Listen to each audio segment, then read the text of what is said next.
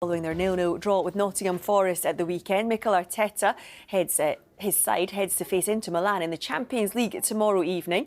Arteta's side training before they fly out to Italy, and our reporter James Cole is watching for us.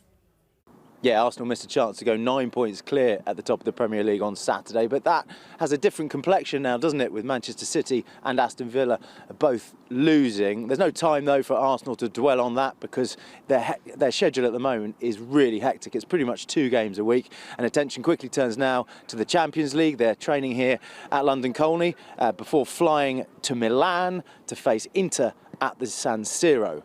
The injury situation here right now is positive. Mikel Arteta's squad is almost full strength for the Italian trip. The biggest loss at the moment is left-back Riccardo Calafiori. He suffered a muscle injury in the warm-up before Brighton and hasn't featured for Arsenal since the win over Crystal Palace in the Carabao Cup. That was back in December. He's still not out there training, so this Champions League game comes too soon for him.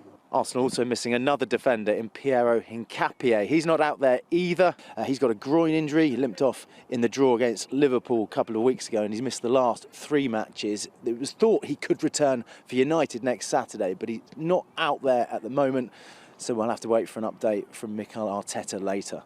The other slight concern was Bukayo Saka. He didn't start against Forest on the weekend. He came on in the 57th minute. But after the game, Mikel Arteta said that was just because of a niggle, and the signs are that that was purely precautionary.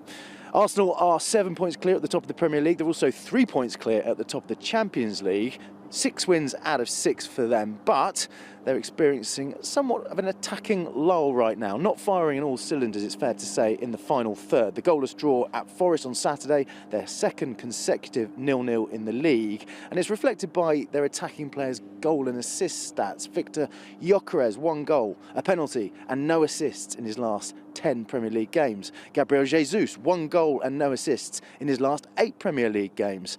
Madueke, no goals or assists in his last 24 Premier League games.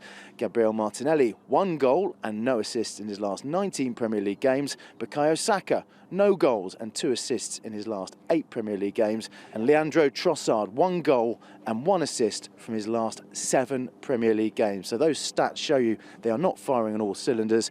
Maybe they can find some fluidity tomorrow night at the San Siro. Does Arteta consider rotating tomorrow night? Prioritise perhaps the United game next Saturday in the Premier League?